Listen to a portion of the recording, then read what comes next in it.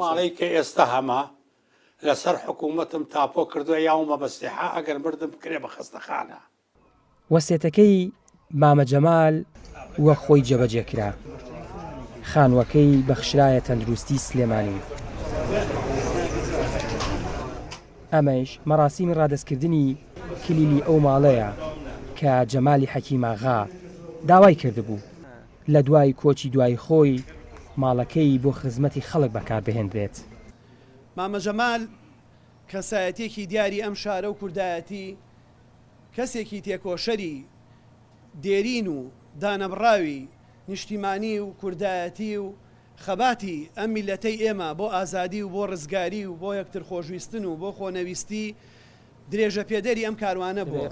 لە خزمەتی هاوڵاتیانی شاری سلێمانی و ناوەندی تەندروستیا بێ و ئەو جێگە و ئەو مەبەستە بگرێ کە خوا لێ خۆش بوو جەمالی حەکیماغا مەبەستی بووە لە پێشکەشکردنی خانووەکە و دووبارە سپاسدانەکەین هیواداری نمونەتان زۆر بێ وەکو چۆن پێشتر بنە ماڵەکەتان مێژوویەکی لە پێشکەشکردنی پشتیوانی بۆ ناوەندە خزمەتگوزاریەکانی وەکو پەروەردە و تەندروستی.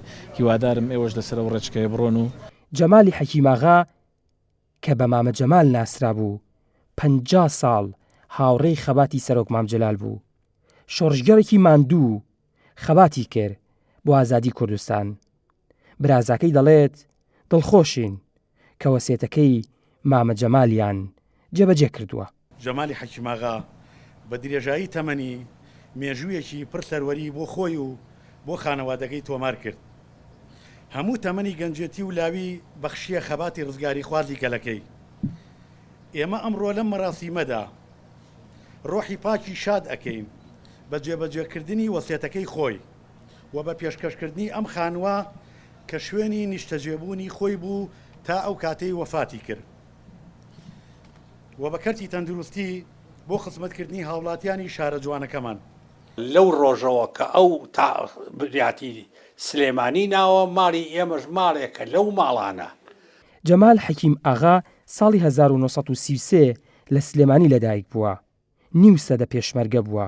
ئەندامی سەرکردایەتی پێشووی یەکێتی نیشتیمانی کوردستان و لێپرسراوی مەکتەبی یاریدەدەرانی سکرتێری گشتی و پیاوێکی کۆمەڵایەتی بوو. 2 نیسانی 2020 لە سلێمانی ژیان ئاوایی کرد. ئاوار عەلیگەلی کوردستان، سلێمانی.